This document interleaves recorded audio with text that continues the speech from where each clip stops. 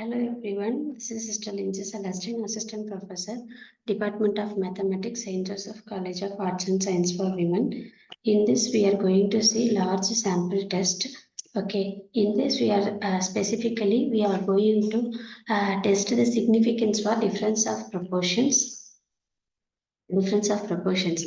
Suppose we want to compare two distinct populations. Okay, those two distinct populations, how are they? They are with respect to the certain attribute A among the members. Okay, now from this attribute, the person containing the possessing this attribute, two persons we are taking x1 and x2 with the random samples of size n1 and N2 from two populations respectively. So for this, using this X1 and N1, we are going to write the sample proportions P1 equal to X1 by N1 and P2 equal to X2 by P2 equal to X2 by N2. So now we will see the population proportion. Population proportion is P1 capital P1 and capital P2.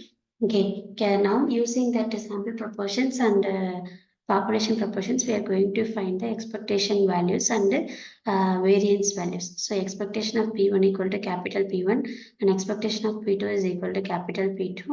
Likewise, variance of P1 equal to P1 Q1 by N1 and variance of P2 is equal to P2 Q2 by N2. Okay, this is large sample test. So in this, P1 and P2 are independently and asymptotically normally distributed. Since the values separately normally distributed, then we can say the values with the subtraction option P1 minus P2 is also the normally distributed. Then the standard variable corresponding to the difference. Okay, now we are going to find the normal variate. Since it is normally distributed, for this normal variate we are going to find how in the corresponding to the difference P1 minus P2. Okay, we know the value of standard normal variate is equal to x minus mu divided by sigma squared.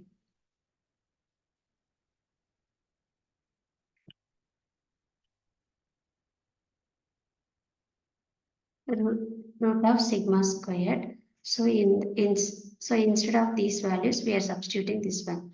Okay, here instead of x, we have P1 minus P2. Since we are writing the standard normal variate corresponding to this difference, this is our x value. So mu is nothing but expectation of x, so expectation of P1 minus P2. Sigma squared is nothing but variance of x, so variance of P1 minus P2. Okay, now we'll see the next. Now we have to find out the expectation values and the variance values. For that, we are taking the null hypothesis. In the null hypothesis, there is no significant difference between P1 minus P2. So we are formulating the null hypothesis as H naught equal to P1 minus P2. P1 is equal to P2. So that one we are substituting here. Expectation of P1 minus P2 equal to expectation of P1 minus expectation of P2, which is equal to P1 minus P2. Okay, already we have seen expectation values. So P1 minus P2 is equal to 0. Why? Under H0, P1 is equal to P2. Likewise, we are going to find the variance. For variance formula is V of P1 minus P2 is equal to V of P1 plus V of P2. In this, the covariance terms are vanishes since these P1 and P2 are independent values. Now, in this one we are going to see, already we have seen V of P1 equal to P1 Q1 by N1, V of P2 is equal to P2 Q2 by N2. That one we are substituting here. So under null hypothesis, we know P1 equal to P2 equal to P and Q1 equal to Q2 equal to Q.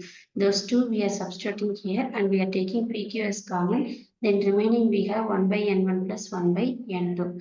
Hence, under null hypothesis P1 equal to P2, now we are taking the difference of proportions Z equal to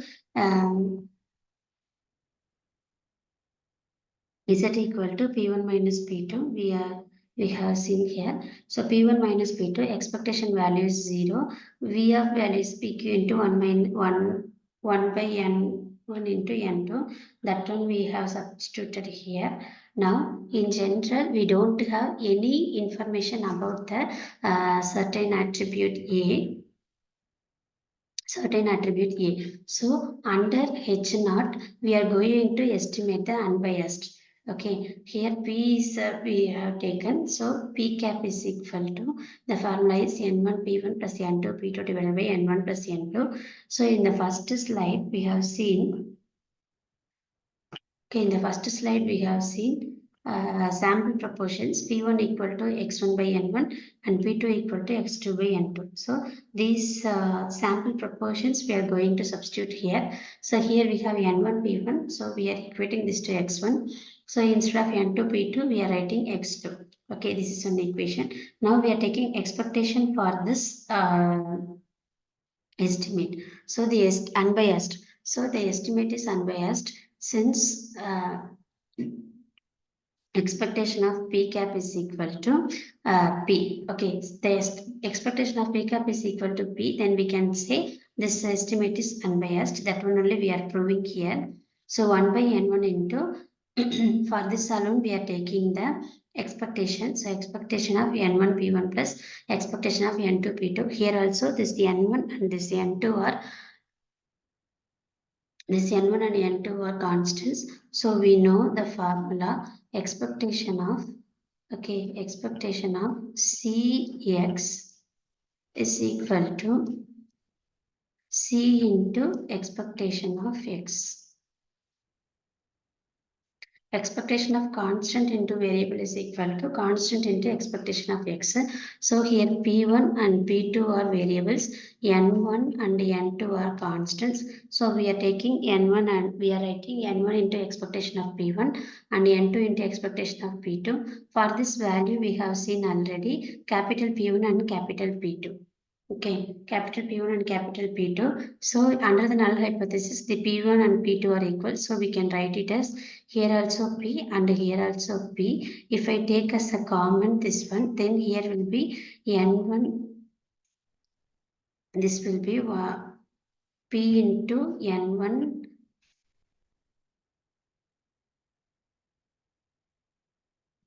N1 plus N2. In the denominator, there is also one N1 plus N2. So this N1 plus N2 and this N1 plus N2 will be cancelled out. Then we will get P. Since expectation of P cap is equal to P, we can say this estimate is unbiased. So according to equation 2 and 3, okay, now we are taking thus along with equation 2 and 3. What is equation 2? This is equation 2. Okay, is that equal to P1 minus P2? This is equation 2. And what is equation 3? This P cap is equation P. Okay, so along with this, we can give the required test statistic. That's all. Thank you.